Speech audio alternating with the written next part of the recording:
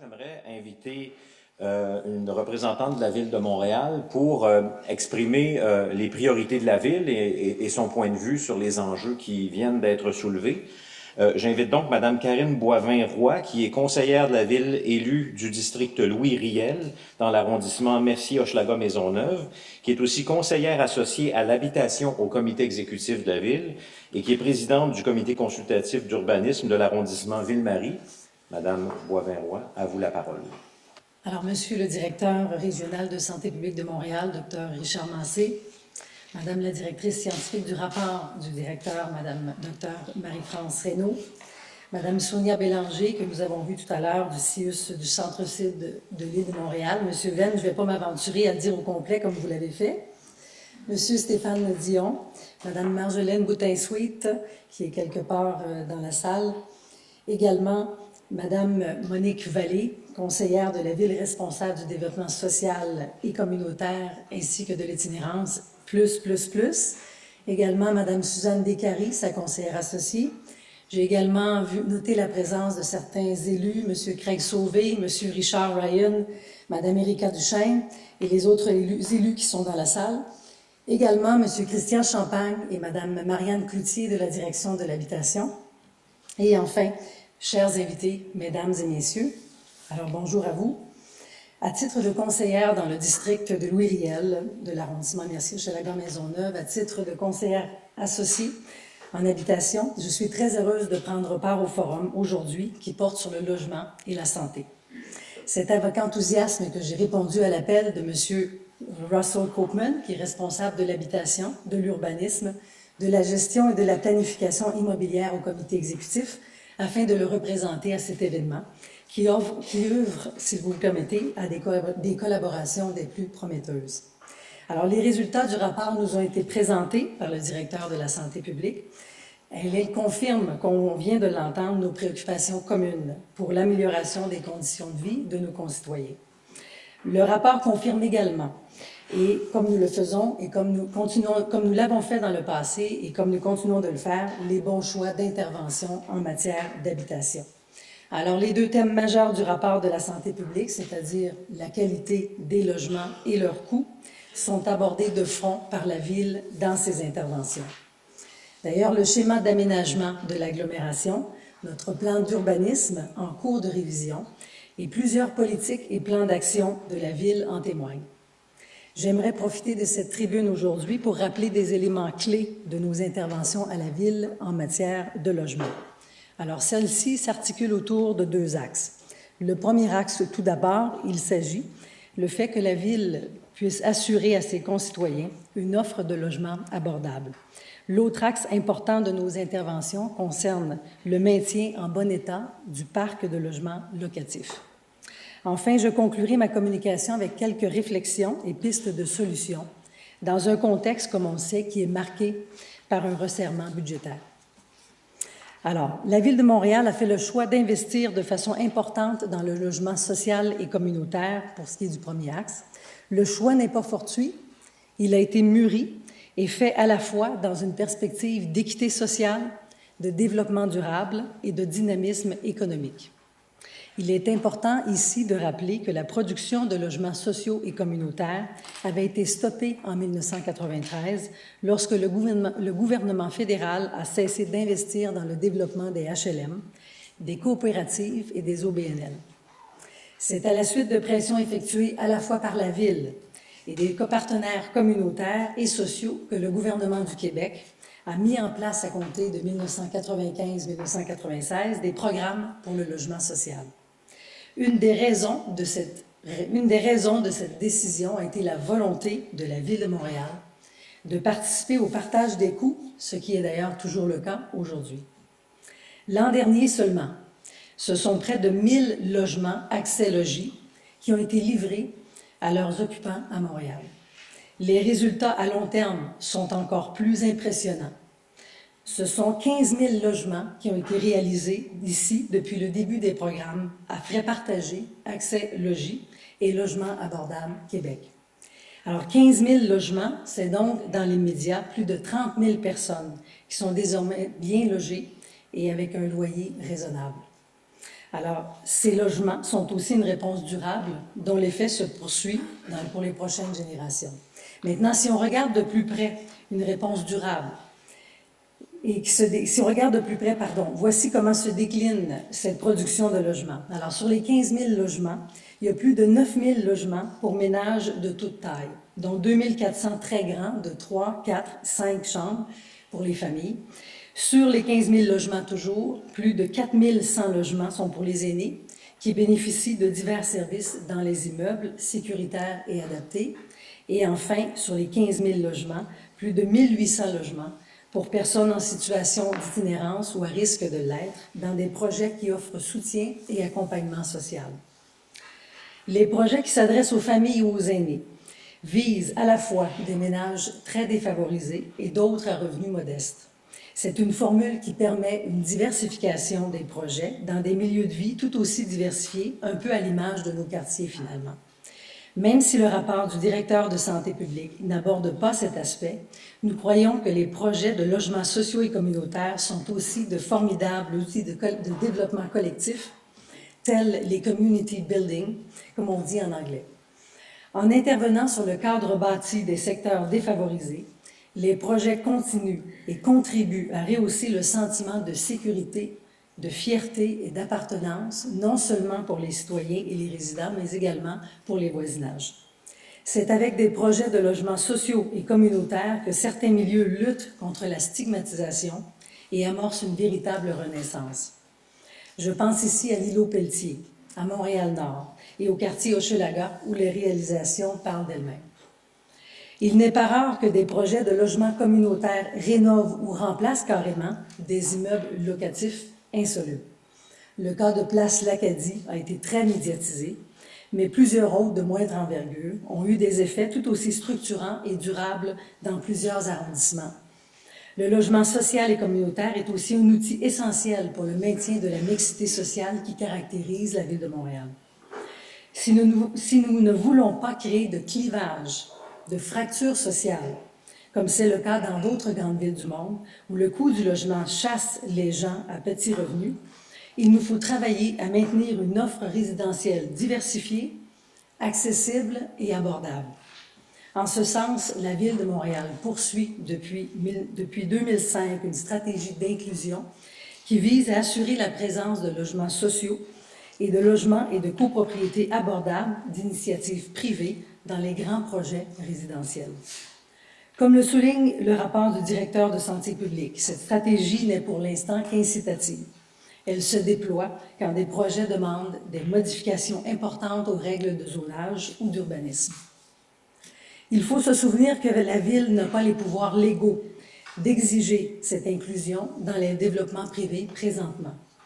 Nous avons déjà demandé ces pouvoirs au gouvernement du Québec et nous ne renonçons pas à les obtenir. Notre stratégie incitative donne néanmoins des résultats enviables jusqu'à présent. Près de 70 ententes de développement ont été conclues en 10 ans. Ces ententes permettront à terme de réaliser plus de 6 000 logements sociaux et communautaires et autant de copropriétés abordables qui visent principalement le marché de ceux qui souhaitent accéder pour une première fois à la propriété. Sans ces ententes d'inclusion, les projets sociaux n'auraient pu avoir accès à ces emplacements, les terrains construisibles étant rares et chers à Montréal. La stratégie est donc, malgré son caractère négocié et non imposé pour l'instant, un véritable outil de développement du logement social et un stimulant pour le développement de copropriétés abordables destinées notamment aux jeunes ménages.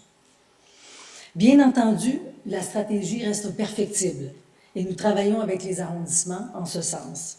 J'aimerais souligner que le succès de la stratégie d'inclusion repose pour une large part sur l'existence de programmes comme Accès Logis qui permettent d'intégrer des projets sociaux de qualité dans les développements privés. Maintenant, pour ce qui est du deuxième axe, soit le maintien en état du parc de logements locatifs. Avant d'aborder les détails de nos actions à ce chapitre, j'aimerais rappeler certains des enjeux qui touchent l'offre locataire à Montréal plus largement. Les immeubles vétustes et les interventions de salubrité de la ville ont longtemps été concentrés dans les quartiers plus anciens. Aujourd'hui, les enjeux se complexifient et se déplacent. de nouveaux défis apparaissent.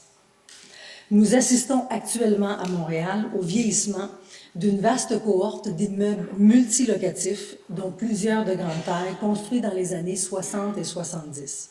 La construction rapide de ces immeubles avait jadis modernisé le paysage résidentiel. Le tiers des logements locatifs de Montréal a été construit au cours de cette courte période. Aujourd'hui, toutefois, un nombre significatif de ces immeubles montre des signes de vulnérabilité. Les techniques de construction utilisées ont parfois mal vieilli. Dans d'autres cas, on note des sous-investissements et les signes en conséquence. Une bonne partie de cette cohorte d'immeubles est aujourd'hui au cœur des zones plus défavorisées ou en voie de le devenir. Ce sont aussi des immeubles qui, de par leur nombre et leur localisation, forment une première ligne d'accueil pour les nouveaux arrivants. On voit ici que plusieurs enjeux sociaux, économiques et urbains se recoupent et appellent des interventions qui tiennent compte de l'ensemble de la situation. Nos actions sont donc à la fois préventives et curatives et incorporent davantage la notion d'accompagnement social. Chacun de ces aspects est important et mérite d'être rappelé ici. Premièrement, en matière de prévention, notre action passe entre autres par des programmes d'aide à la rénovation qui visent à instaurer une réelle culture de l'entretien chez les propriétaires et à stimuler leur investissement dans leurs immeubles. L'idée n'est pas nouvelle. Les premiers programmes d'aide à la rénovation remontent aux années 60. Nous constatons toutefois que parmi les nombreux outils d'habitation, ces programmes sont les plus discrets et sont rarement sous les projecteurs. Pourtant, leurs retombées sont majeures. Qui dans la salle peut me dire combien de logements locatifs ont été touchés depuis 2002 pour ces programmes offerts par la Ville? Alors, c'est une réelle question. Est-ce qu'il y a quelqu'un dans la salle qui le sait? Alors, la réponse est 29 276 logements. C'est l'équivalent d'une ville de taille moyenne. L'action de ce programme a donc eu des effets pour le moins tangibles. Sans ces programmes d'aide à la rénovation, il est clair que le nombre de logements dégradés à Montréal aurait nettement été plus élevé, particulièrement dans les secteurs dévitalisés. La génération actuelle de programmes vise en effet certains secteurs et des types d'immeubles qui présentent des risques de détérioration. Nous ciblons des travaux qui ont un réel impact sur la qualité de vie des locataires. Par exemple, la réfection des cuisines, la rénovation des salles de bain, la pose de fenêtres qui améliorent l'efficacité énergétique des logements. Alors, ce sont tous des exemples des travaux qui sont les plus courants. Jusqu'en 2013, ces programmes d'aide à la rénovation étaient à frais partagés avec le gouvernement du Québec dans le cadre de son programme Rénovation Québec, communément appelé le PRQ. Le financement fédéral a toutefois été supprimé et la Ville doit maintenant faire cavalier seul. Cela signifie que nous disposons de la moitié des budgets qui étaient auparavant disponibles.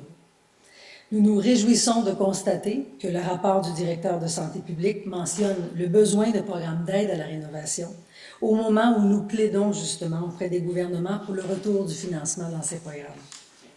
Notre action sur le parc de logements locatifs comprend aussi la lutte à l'insalubrité. Le rapport présenté ce matin expose de façon détaillée les impacts de l'habitat insalubre sur les personnes touchées. Je me permettrai d'ajouter que les impacts se font sentir aussi à un niveau plus collectif. L'habitat dégradé entraîne des réactions à la chaîne sur les voisinages. Nous avons été à Montréal des pionniers en matière de réglementation en implantant un code du logement, ancêtre de l'actuel règlement sur l'entretien, la salubrité et la sécurité des immeubles résidentiels. Pour assurer une mise en œuvre vigoureuse de ces règlements, nous avons aussi innové en créant, en 2007, une équipe spécialisée qui vient en aide aux arrondissements sur les questions de salubrité. Au fil des ans, le travail des inspecteurs s'est toutefois complexifié. Ils doivent composer avec une diversité croissante de types de construction et de matériaux, avec des problématiques amplifiées dans les immeubles de grande taille. Ils doivent aussi maintenir le contact avec les occupants des logements en tenant compte des diversités culturelles et linguistiques. Je tiens à souligner que que le travail que nous avons accompli et qui s'ajoute au travail courant réalisé en arrondissement est tout à fait colossal. Depuis la création de cette équipe centrale, c'est 847 bâtiments qui ont été inspectés, soit près de 16 500 logements. Et il y a eu des interventions, évidemment, dans ces immeubles pour corriger les déficiences. Alors, c'est un travail en continu qui donne des résultats concluants chez la vaste majorité des propriétaires en cause. En fait, 82% des non-conformités se voient corrigées par les propriétaires. Alors, ce sont des très bonnes nouvelles. Par contre, face aux propriétaires récalcitrants, nous avons dû durcir notre position et intensifier les pressions, notamment par des amendes plus sévères qui ont été augmentées récemment, d'ailleurs au conseil municipal du 17 août dernier. Et nous également, nous avons ainsi procédé à l'évacuation complète des meubles qui ne peuvent plus être loués si des travaux correctifs n'ont pas été réalisés par le propriétaire. En de tels cas, nous avons veillé, avec l'aide de l'Office municipal d'habitation, à l'accompagnement et au relogement des locataires. Cette question d'accompagnement s'avère cruciale pour un nombre croissant de nos interventions. Nos inspecteurs sont quotidiennement aux prises avec des situations d'isolement social, de désorganisation ou de dénuement extrême. Ce sont par exemple des ménages allophones ou analphabètes qui ne peuvent appliquer les consignes pour la préparation de leur logement avant une extermination. Ou encore, ce sont aussi des familles en grande difficulté, incapables de réagir à l'annonce avant le passage des exterminateurs. De tels cas ne relèvent pas seulement de l'analyse du bâtiment, ils nécessitent un accompagnement social. Le maillage avec le réseau de la santé et les autres acteurs concernés constitue à cet effet un défi majeur. À défaut de ce maillage, nous innovons en créant un projet pilote d'accompagnement avec l'Office municipal d'habitation lors d'interventions de salubrité, dont d'ailleurs une résolution a été votée également au conseil municipal du 17 août dernier. Il est cependant clair pour nous que cette mesure ne saurait constituer à elle seule une réponse suffisante. Je profite d'ailleurs de l'occasion pour appuyer tout particulièrement l'un des engagements par le directeur de la santé publique dans son rapport et lancer avec elle un appel de collaboration aux instances nouvellement créées dans le réseau de la santé afin qu'elles incluent dans leurs priorités le travail terrain autour des questions de logement. Maintenant, en conclusion, j'arrêterai ici la description des interventions que mène la Ville en matière d'habitation. Beaucoup de choses pourraient s'ajouter, notamment en ce qui concerne l'aide aux familles, que nous soutenons aussi par des programmes d'aide à l'achat d'une propriété. Notre site web habitermontréal.qc.ca vous aidera à avoir une vue d'ensemble sur toutes les interventions de la Ville. J'aimerais maintenant conclure par quelques observations sur l'avenir qui se dessine devant nous. D'une part, vous n'êtes pas sans savoir que l'aide à la pierre, ou autrement dit, les programmes qui nous permettent d'agir directement sur l'habitat, est actuellement menacé. Accès Logis, le programme qui permet la création de logements sociaux et communautaires, n'a reçu cette année que la moitié du financement précédemment accordé. Le programme Rénovation Québec, le PRQ, qui contribuait à Montréal à l'aide de la rénovation privée, et à plusieurs autres de nos interventions, n'est plus financé par la Société d'habitation du Québec, la SHQ. Au palier fédéral, le modèle du Housing First, ou si vous me permettez, logement d'abord, qui se traduit par des allocations aux familles, est présenté comme la solution de remplacement aux mains et aux fins des programmes d'habitation de pair avec des mesures fiscales. Il ne fait pas de doute que ces nouvelles avenues répondent à certaines situations, mais elles ont de réelles limites. Nous avons besoin d'outils et de programmes qui nous permettent d'agir de façon ciblée, de façon directe et en fonction des enjeux locaux, ce que ne permettent pas des mesures fiscales de portée nationale.